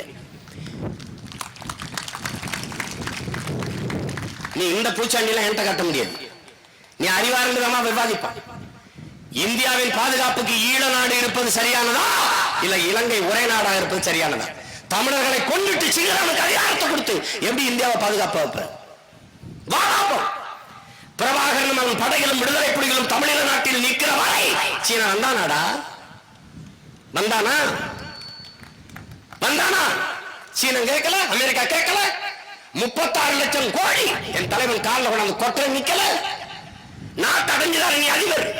நாம் அதுக்கு என்ன செய்யணும்? திரிகோணமலைய 25 ஏக்கர் 30 ஆண்டுகள் லீஸுக்கு கொடு, ஒத்திக்கு கொடு என்று கேட்கல. என்ன சொன்னாரு? உன்னை உள்ள விட்டுட்டு நான் அப்புறம் உன்னை திருப்பி உன்னை விரட்டுறது எப்படி? இந்த சண்டை சிங்களனுக்கு அண்ணன் நம்பி சண்டை, நீ வராது. தளபதிகள் கேட்டபோது என்ன சொன்னாரு? இது யார் பக்கம் என்று நாம் விடுதலை பெற்றாலும் இந்தியாவுக்கு எதிராக வந்துடும், அதை செய்யக்கூடாது என்று சொன்னார். அவரை நீ இந்தியாவுக்கு எதிரியா காட்டுற. இது கால கொடுமை. ஈழம் என்ற ஒரு நாடு இருந்திருந்தால் தந்தையின் விரலை பிடித்துக் கொண்டு நடக்கிற செல்ல மகன் போல இந்தியாவுக்கு இருக்கும். ஒரு பயம் உள்ள வந்திருக்க முடியாது. தூத்துக்குடியில வந்து நங்கூரம் போட்டு நிக்கிறதா அமெரிக்க கப்பல் ஆயுதத்தை நிறைச்சு வச்சுக்கிட்டு நிக்குது. இவன் ரேடார் வச்சிருக்கான். நம்மளை கொல்றதுக்கு ரேடார் கொடுப்பான், நம்மளை காப்பாத்துறதுக்கு கொடுக்க மாட்டான், அது பயன்படுத்த மாட்டான். ஏன் இந்த ரேடாரை வச்சுக்கிட்டு மீனவர்களை பிடிக்கிறது, விரட்டுறது, சுடுறது இதெல்லாம் கண்டுபிடிக்கிறது இல்ல. என்ன பண்ணிட்டு இல்ல? வலிமை மிக்க கடற்படை நிறுத்திக்க. அவன் வந்து தூத்துக்குடியில் அங்கிருந்து வரும்போதே தூரத்துல பார்த்து கை தடுக்கல, வந்து நிறுத்திட்டான். 3 நாள் அந்த கப்பல் ஏதோ வேற நாட்டு கப்பல் நிற்குது. கிட்ட போனா நிறைந்த ஆயுதங்கள் கப்பல்ல, அமெரிக்க கப்பல். அவன் என்ன சொல்றான்? அவ்வளவு சண்டீரு, நீ எத்தனை கப்பலை போட்டாலும் நான் வருவேன்டேங்கிறான். ஆனா எங்க தலைவன் அங்க நிற்கும் போது, விடுதலை புலிகள் இருக்கும்போது வந்தானாடா அமெரிக்கா? நங்குரம் போட்டானா? என்ன நீ சொல்லு? வந்தது ஆஸ்திரேலியா கப்பல். கப்பல் நிறைய அரிசி, 40,000 டன் அரிசி நடு கடல்ல போய் வந்து மறிச்சாரு. ஆஸ்திரேலியா விட்டுட்டு இறங்கி போங்க, விட்டுட்டு போங்கன்னு போயிட்டாங்க. அந்த கப்பல் ஏன் எப்படி? அந்த கப்பலை தான் எனக்கு சுட்டு பழக கொடுத்தாரு. இதெல்லாம் முதல்ல குறிப்பாக பெரிய கப்பல், எங்க வேணாலும் சுட்டு கொண்டு போய் படுனாரு. அதுதான் சுட்டு சுட்டு பழங்க. அப்ப அந்த கப்பல் வரலாறு சொல்லுது, வரலாறு சொல்றாரு. அந்த அரிசியை வச்சு இலங்கையில 20 ரூபாய்க்கு அரிசி 5 ரூபாய்க்கு கொடுத்துட்டு இருந்தார் கிலோ அரிசி. இது ஒரு முட்டாள் கூட்டம். சொல்றது இந்தியாவின் பாதுகாப்புக்கு தமிழரை கொல்லணும்னு. எங்களை போல இந்த நாட்டை நேசித்துங்கிற ஒரு இனக்கூட்டம் சொல்றா, எங்களை மாதிரி ஒரு ஜனநாயகவாதிகளை சொல்றா. சொல்லு பாப்போம். நீ காவிரியில தண்ணி தரலைனால் நான் இந்திய, முல்லை பெரியாற்ற தரலைனால் நான் இந்திய, என்னை இந்த நாட்டை இந்திய நாட்டை பிரதமர் ஆள விட மாட்டா, ஆனால் நான் இந்திய, நீ என்ன குடும்பப்படுத்தினாலும் நாங்க இந்திய. இப்படி ஒரு மானங்கட்ட இனக்கூட்டத்தை நீங்க பார்த்திருக்கியா? அவ்வளவு விசுவாசமான அடிமைகள் நாங்க.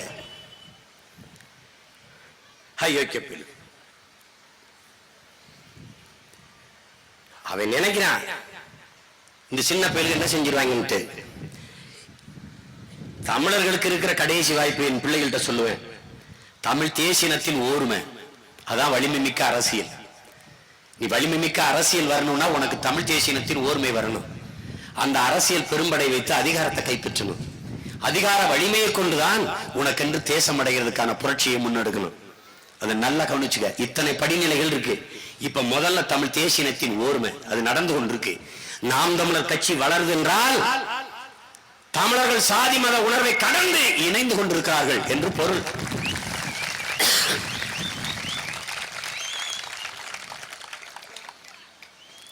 நீ எதை பற்றியும் கவலைப்படாத. இல்லத்தை அடைஞ்சிருவானா, இதை சரி பண்ணிடுவானா, தண்ணியிலேயே தீத்துருவானா, காடுகளிலேயே வளர்த்துருவானா, எப்படி எல்லாருக்கும் வேலை கொடுப்பான், அதெல்லாம் ஏன் வேலை, நீ அதை பற்றி கவலைப்படாத.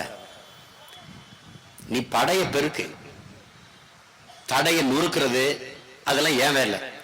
படைய பெருக்கு, தன்னலமற்ற களத்தில் இன்று களமாடு, சாதி மத உணர்ச்சிகளை பின்னுக்கு தள்ளு,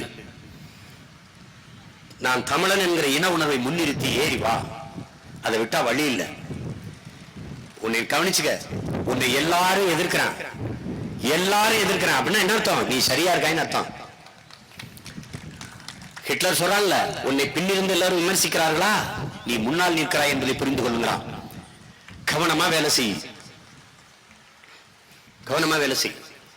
இங்கே என் தம்பி ஹுமாயூன் கூட பதிவு செஞ்சாரு. என் அன்பிற்குரிய சொந்தங்களுக்கு சொல்லுவேன், இஸ்லாத்தை ஏற்றிருக்கிற என் தாய் தமிழ் சொந்தங்களுக்கு சொல்லுவேன், எல்லோரும் எடுத்து பேசுகிற பொழுது நீண்ட காலமா என்னிடத்தில் ஒரு வருத்தத்தை துயரந்தோய்ந்த செய்தியை என்னிடத்தில் பகிர்கிறீங்க. தமிழ் மக்களுக்காக போராடிய விடுதலை புலிகள் அதே தமிழினத்தை சேர்ந்த இஸ்லாமிய மக்களை காத்தாங்குடியில இப்படி தொழுகையில் இருக்கும் போது கொன்றொழிச்சது, கொன்னது சரியா என்று சொல்றீங்க என்று என்கிட்ட கேட்கிறாங்க. அது மிக தவறு, மிக கொடிய செயல். வரலாற்றில் அப்படி ஒரு துயர நிகழ்வு நிகழ்ந்திருக்கவே கூடாது. உங்களுடைய துயரங்கள்ல உங்கள் ஆழ்மனதிற்கு அதே வேதனையோடு நானும் உங்களோடு பகிர்ந்து கொண்டு அதுல பங்கேற்கிறேன். ஆனால் அந்த செயல் சத்தியமாக தலைவர் பிரபாகரனுக்கு தெரியாது. அதை செய்தது இன்னைக்கு இருக்கிற கருணா தான் அதை செய்து விட்டது. அதை வரலாற்றை தெரிந்தவர்கள் விசாரித்து நீங்க தெரிந்து கொள்ளுங்க. அது அந்த நிகழ்வு அந்த நிகழ்வு நிகழ்ந்திருக்கவே கூடாது. அதை நியாயப்படுத்தவோ அதுக்கு காரணம் கற்பிக்கவோ நாங்கள் தயாரா இல்லை, அந்த இடத்துக்கு வரல. ஆனால் உங்கள் ஆழ்மனதில் இருக்கிற அந்த காயத்தை ஆறவிடாமல் அப்படியே திருப்ப திருப்ப அந்த வடுக்களோடு சுமந்து கொண்டு ஒரு பகை உணவை நம்ம வளர்த்து கொண்டு இந்த மண்ணின் மக்களின் மீட்சிக்காக எழுச்சிக்காக உரிமைக்காக போராடுகிற உங்கள் பிள்ளைகளுக்கு எங்களை ஆதரிக்காமல் எங்களை பகை உணர்வோடு பார்ப்பது சரியானது அல்ல. எல்லாத்தையும் இழந்து விட்டு நிற்கதியா நிற்கிற பிள்ளைகள், எல்லாத்தையும் சரி செய்ய வேண்டும் என்று துடிக்கிற பிள்ளைகளுக்கு துணை நிற்க வேண்டியது உங்கள் கால கடமை, ஒரு வரலாற்று கடமை, ஒரு கால தேவை என்பதை நீங்கள் புரிந்து கொள்ளணும். நான் நிறைந்த வழியோடு என் ஆழ்மனதில் இருக்கிற அந்த துயரத்தோடு உங்களிடத்திலே ஒன்று சொல்கிறேன். காத்தாங்குடியில் நடந்த அந்த சம்பவத்திற்கு, யாழ்ப்பாணத்திலிருந்து இஸ்லாமிய பெருமக்களை வெளியேற்றிய அந்த வரலாற்று துயர நிகழ்விற்கு உள்ளன்போடு நான் திறந்த இந்த பொது வெளியில் இத்தனாயிரக்கணக்கான மக்கள் கூடியிருக்க இடத்தில் நான் உளப்பூர்வமாக என் வருத்தத்தை தெரிவிக்கிறேன். இது போன்ற வரலாற்று துயரங்கள் இனி நம் இனத்தில் நிகழாது பார்த்துக் கொள்ள வேண்டியது நமது பொறுப்பும் கடமையும்.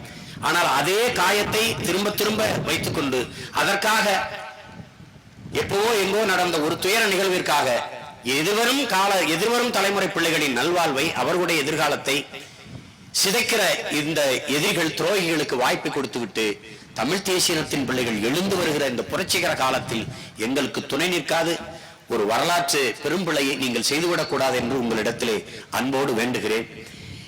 எழுச்சியும் புரட்சியுமாக இழந்து வருகிற என் உயிர் தம்பி தங்கைகளுக்கு நான் சொல்லுவேன், இது நமக்கான காலம். எதை பற்றி நீங்க கொல்லப்படாதீங்க, எதை பற்றியும் கொல்லப்படாதீங்க. எல்லாவற்றையும் இழந்து, வீட்டை இழந்து, நாட்டை இழந்து, பேரரசன் என்று, மா மன்னன் என்று, கொடை வள்ளல்கள் என்று, அறிவியல் அறிஞர்கள் என்று, இசை மேதைகள் என்றெல்லாம் பெருமைப்பட வாழ்ந்த இந்த இனத்தின் மக்கள் ஏதிலிகள் என்று, அனாதைகள் என்று, அடிமைகள் என்று உலகம் முழுமைக்கும் ஓடித் திரிகிற ஒரு இழிநிலையில் நிற்கிறோம். இந்த நிலையை மாற்ற வேண்டியது ஒவ்வொரு தமிழ் பிள்ளையின் கடமை. இது சீமானுடைய வேலை இல்லை, இந்த மேடையில் உட்கார்ந்து இருக்கிற வேலை இல்லை, இங்கே கூடியிருக்கிற என் இன சொந்தங்களினுடைய வேலைகள் மட்டுமல்ல, ஒவ்வொரு தமிழ் பிள்ளைகளுடைய வேலை என்பதை நீங்கள் புரிந்து கொள்ள வேண்டும்.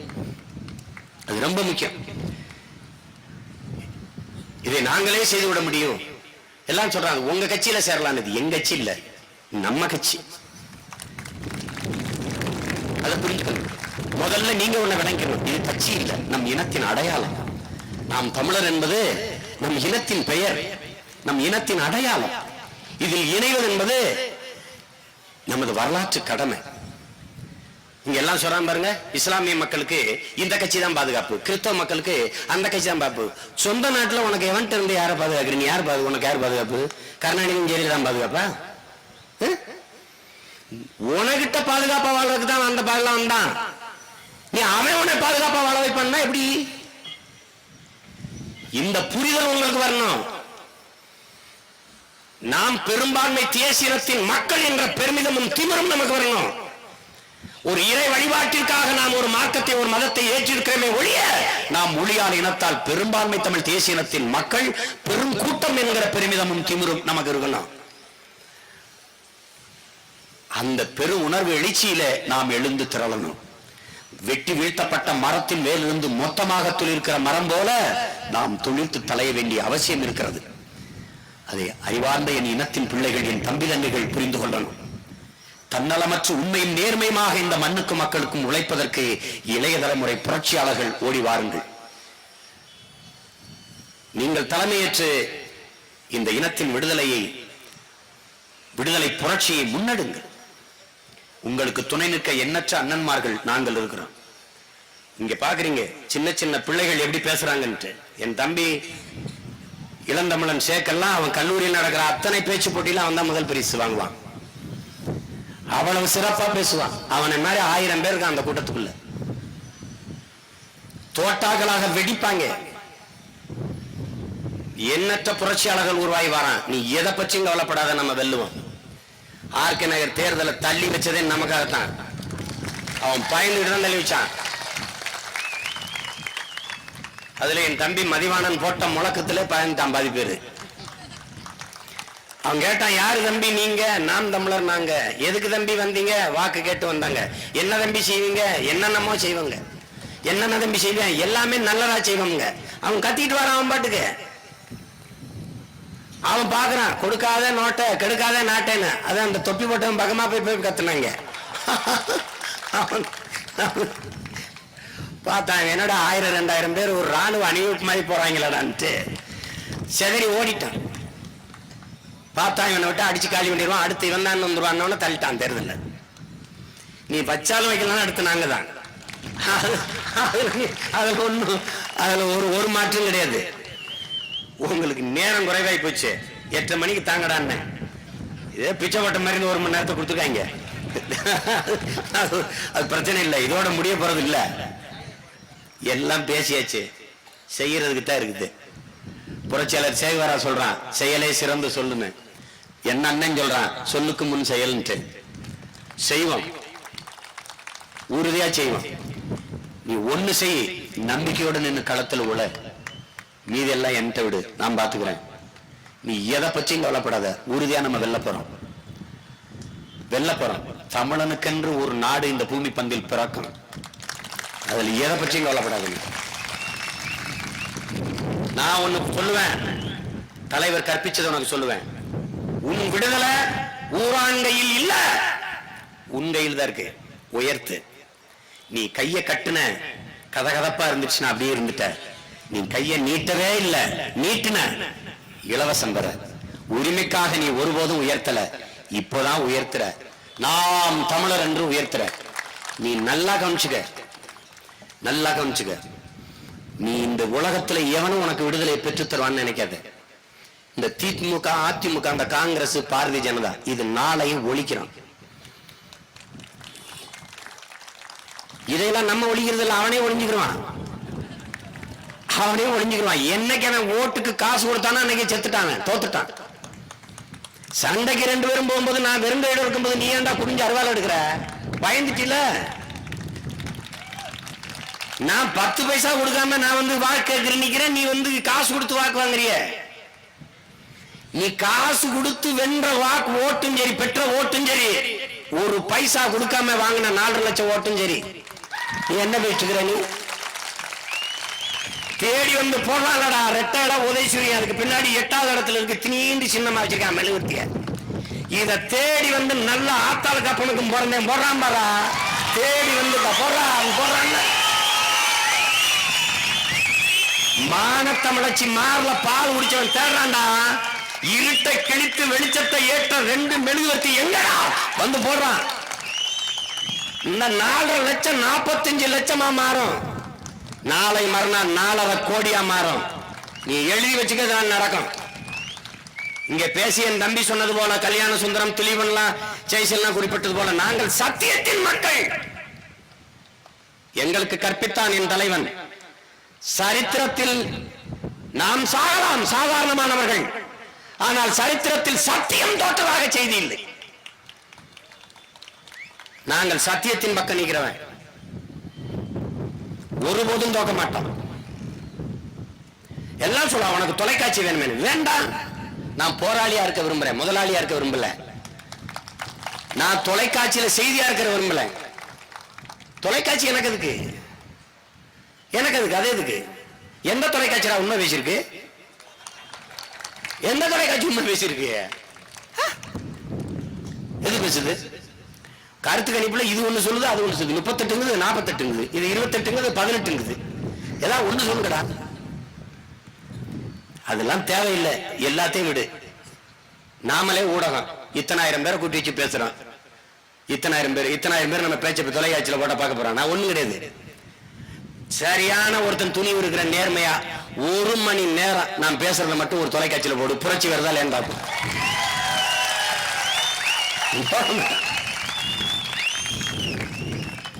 அவங்களுக்கு பிரச்சனையே அவன் வெல்றானோ வீழ்றானோ வளர்றானோ, இவனை வளர விட்டக்கூடாது. ஏன்? அடிப்படையிலே தகர்த்துருவான். மொத்தமாவே வேற நாடா கட்டிடுவேன். நீ கனவுல கூட இப்படி ஒரு நாட்டை பார்க்க முடியாது. என்கிட்ட கேட்டாங்க, என்னங்க சாராயத்தை ஒழிப்பேன், மது ஒழிப்பேன், சிகரெட்டை ஒழிப்பேன், பீடி ஒழிப்பேன், அப்படி ஒரு நாடு உலகத்திலே இல்லைங்க. ஒரு நாடு இருந்ததுங்க, எங்கள் தலைவன் கட்டி எழுப்பிய தனித்தமிழில சோசியலிச குடியரசு ஒரு நாடு இருந்தது. எனக்கு ஒரு கனவை தந்தான் என் தலைவன். காசு தரல, கனவு தந்தான். லட்சங்களை தரல, பல லட்சியங்களை தந்தான். ஒரு முறை வந்தால் கனவு, 2 முறை வந்தால் ஆசை, திரும்ப திரும்ப வந்தால் லட்சியம் என்கிறார் ஐயா அப்துல் கலாம் அவர்கள். அப்படி திரும்ப திரும்ப வருகிற லட்சியங்களை எங்களுக்கு தந்தான். என்னது? அடிமை தேசியனத்தின் உரிமை, விடுதலை என்கிற கனவு. அவன் சொன்னான், அந்த தலைவன் எங்களுக்கு கற்பிச்சான். நீ சாக துணிஞ்சிச்சுன்னா உனக்கு எல்லாம் சாதாரணமாயிரும். சாக பயந்தவன் தரித்திரமாயிரான், சாக துணிந்தவன் தான் சரித்திரமாயிரான்.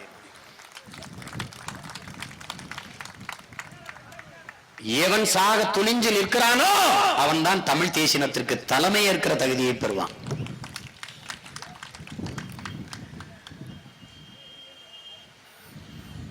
அந்த கனவு அடிமை தேசியத்தின் விடுதலை என்கிற புனித கனவு, அதை நான் கடத்துறேன். என்னிலும் இளைய என் தம்பி தங்கைகளுக்கு கடத்துறேன். இந்த விடுதலை நெருப்பை அணைய விடாமல் அடைகாத்து வைக்க வேண்டியது ஒவ்வொரு மான தமிழ் பிள்ளையின் பொறுப்பு, கடமை. அதை புரிஞ்சுக்கணும். நம்ம கூடி கலைகிற மேகங்கள் அல்ல, காகங்கள் அல்ல, கூடி பொழிகிற மேகங்களாக நாம் மாறணும்.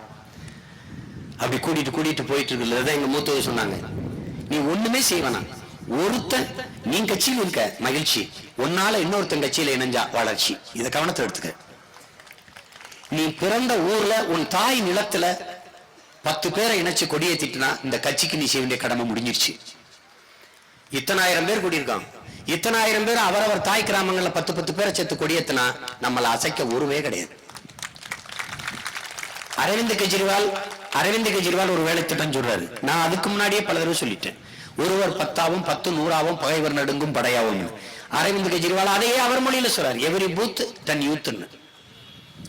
நீ ஒரு வாக்ககத்துக்கு 10 இளைஞர்கள் 10 பிள்ளைகள் வேலை செய்ய பிடிச்சிரு, நம்மளை எந்த கொம்பனும் வீழ்த்த முடியாது. நீ கவலையே விடாது. திமுக அதிமுக முடிஞ்சிட்டு சகாப்தம் முடிஞ்சிட்டது. நீ அதை பத்தி பேசிட்டு உனக்கு நேர விரயம். இந்த பிஜேபி வருமா, நான் தான் ஆள போறேன், நான் வாண்டான்னு சொல்லிட்டு இருக்கேன். நீ வா, நீ எதுக்குன்னு கேட்பேன். இங்க வா, நீ இந்தியாவே ஆட்சி செய்ய சொல்லலாம் புடுங்கிட்ட, இங்க வந்து என்ன புடுங்க போற? இந்தியாவே ஆள சொல்லிட்டோம்ல. நீ பாரதிய ஜனதா ஆண்ட மாநிலங்கள ஊழல் லஞ்சம் ஒழிஞ்சிருச்சா? எல்லாருக்கும் வேலை கிடைச்சிருச்சா? எல்லாருக்கும் வீடு கிடைச்சிருச்சா? 2020 எல்லோருக்கும் வீடு. 2022 அப்படின்னா என்ன இருக்கான்? பல பேர் வீடு இல்லாம இருக்கான்னு அர்த்தம். அங்க என்ன பேசுறாருங்கிறீங்க? இலங்கையில 200 ஆண்டுகள் ஆகிவிட்டது தமிழர்கள் நீங்கள் இங்க வந்து நாங்கள் 10,000 வீடுகள் உங்களுக்கு கட்டி கொடுக்கணும். 200 ஆண்டுகளா வீடு இல்லாம வாழ்றேன், 10,000 வீடு கட்டி கொடுக்கணும். இனிமேதான் போறாங்க. இந்த பிச்சைக்கார வியாபாரத்தை விடு, பூமியின் சொர்க்கமா இந்த நாட்டை மாத்திரம். நீ எல்லாருக்கும் நாட்டை கொடுத்துட்ட, ஒரு தடவை உங்க பிள்ளைகிட்ட கொடுங்கள, எங்களை ஆள விடுங்கள். உங்களை எப்படி வாழ வைக்கிறோம் மட்டும் பாரு. எங்களை ஆளவை உன்னை எப்படி வாழ வைக்கிறோம் பாரு. பசிங்கிற வார்த்தை தமிழர் அகராதில இருந்து தூக்குவோம். வேலை இல்ல சொல்லே இருக்காது. பஞ்சம், பசி, பட்டினி, கொள்ள தொலைச்சு எதுவுமே இருக்காது. சின்ன பையன் 2 பேரு கழுத்தை வெட்டி காவல் நிலைய வாசல வீசிட்டு போறாங்க. எங்க போயிட்டு இருக்கு இந்த நாடு? எப்படி இருக்கு? அடிப்படையை தகர்த்துட்டு வேற தேசத்தை கட்டிடுவான். அதுக்கு தான் அவன் பயப்படுறான்.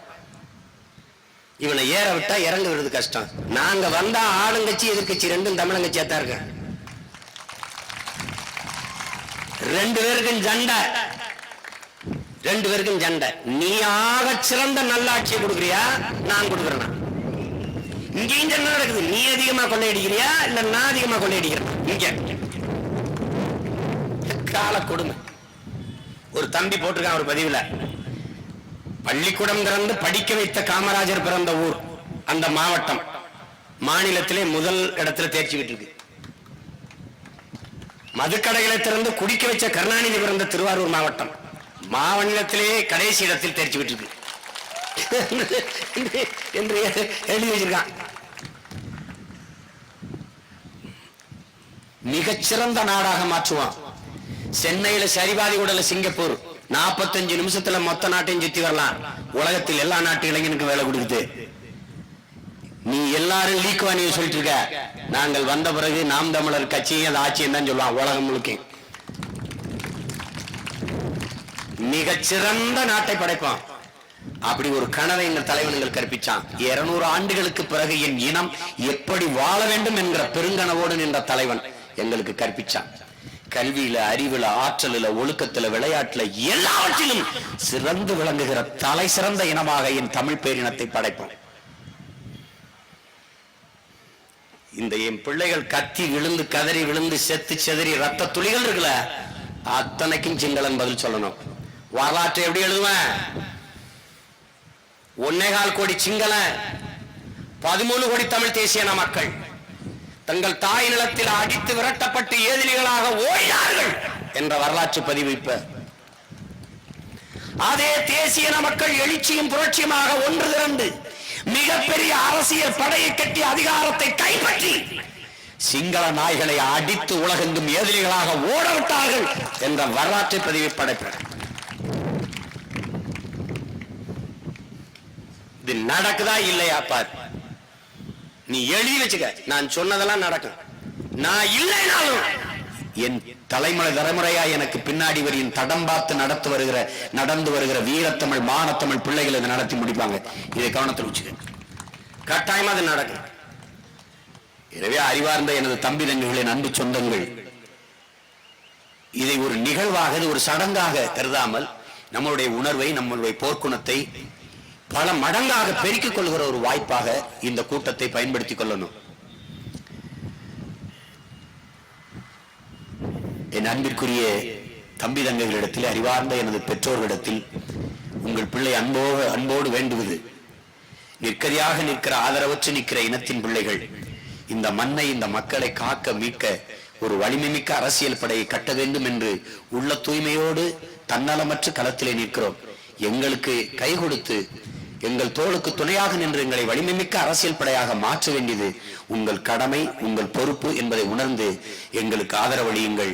அடிமை தேசியனத்தின் உரிமையை மீட்க எங்களுக்கு துணை நில்லுங்கள். புரட்சி எப்போதும் வெல்லும், நாளை மலரும், நமது அரசு அதை சொல்லும். நன்றி, வணக்கம். நாம் தமிழர். உலகெங்கும் வாழும் தமிழ் உறவுகளுக்கு ரெட்பிக்ஸ் சார்பாக நன்றிகளும் வணக்கங்களும். தொடர்ந்து 3 ஆண்டுகளை தாண்டி ரெட்பிக்ஸ் பயணிக்கிறது என்றால் அதற்கு முழுக்க உங்களின் ஆதரவு மட்டுமே காரணம். நீங்கள் எங்களுக்கு காட்டி வரும் ஆதரவுக்கு கோடான கோடி நன்றிகள். இன்றைய சூழலில் கார்ப்பரேட் நிறுவனங்களும் பெரும் முதலாளிகளும் அரசியல் கட்சிகளுமே மீடியா துறையில் கோலோச்சு வருகின்றனர். இவர்களுக்கு மத்தியில் மிக எளிமையான பின்புலத்திலிருந்து தொடங்கி உண்மையையும் நேர்மையையும் உழைப்பையும் மட்டுமே மூலதனமாக கொண்டு செயல்பட்டு வருகிறது ரெட்பிக்ஸ். இந்நிலையில் ரெட்பிக்ஸை மக்களுக்கான ஒரு மாபெரும் ஊடகமாக மாற்றுவதே எங்களது ஆசையும் கனவுமாக உள்ளது. இதற்கு பெருமளவில் நிதியுதவியும் தேவைப்படுகிறது. உங்களின் ஆதரவோடு வளர்ந்த இந்நிறுவனத்தை அடுத்த கட்டத்திற்கு எடுத்துச் செல்ல உங்களையே நாடியுள்ளோம். எந்த ஒரு அரசியல் சாயமும் இன்றி, எந்த ஒரு கார்ப்பரேட்டின் தலையீடும் இன்றி மக்களுக்கான செய்திகளை உண்மையாகவும் நேர்மையுடனும் வழங்க வேண்டும் என்பதே எங்களது ஆசையும் கனவும். எனவே எங்களுக்கு தாராளமாக நிதி உதவி செய்து எங்களுக்கு உதவுங்கள். எங்களுக்கு நிதி உதவி செய்ய நீங்கள் முன்வந்தால் உங்கள் காசோலைகளை Redpix media private limited, number 21, first main road, CID colony, Mylapore, Chennai 4 என்ற முகவரிக்கும், அல்லது நீங்கள் எங்கள் வங்கியில் நேரடியாக பணம் செலுத்த விரும்பினால் Dena bank, Alwarpet branch, account number 086311023903 என்ற அக்கவுண்ட் நம்பருக்கு அனுப்புங்கள். மேலும் வங்கியின் விவரங்கள் IFSC கோட் BKDNO620863. நீங்கள் கொடுக்கும் ஒவ்வொரு ரூபாயும் ஒரு நேர்மையான உண்மையான செய்தி சேனல் ஒன்றை உருவாக்க நிச்சயம் உதவும். நன்றி.